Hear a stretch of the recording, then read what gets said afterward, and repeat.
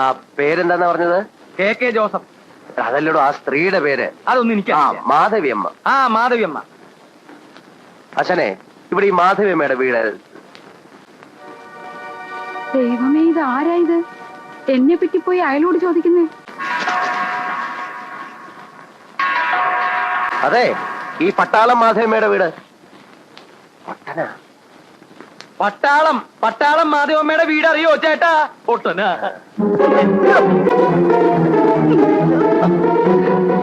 എവിടുന്നാ നിങ്ങളെ ഇങ്ങോട്ട് കെട്ടിയെടുത്ത് എന്നെ പറ്റി പോയി അയലോട് ചോദിക്കാൻ?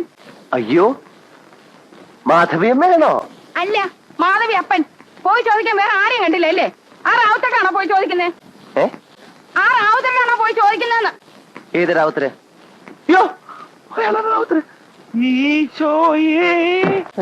എന്തിനാ ഇപ്പൊ ഇങ്ങോട്ട് കെട്ടിയെടുത്തത്? ഇത്തിരി വെള്ളം ഉണ്ടാവോ കുടിക്കാൻ?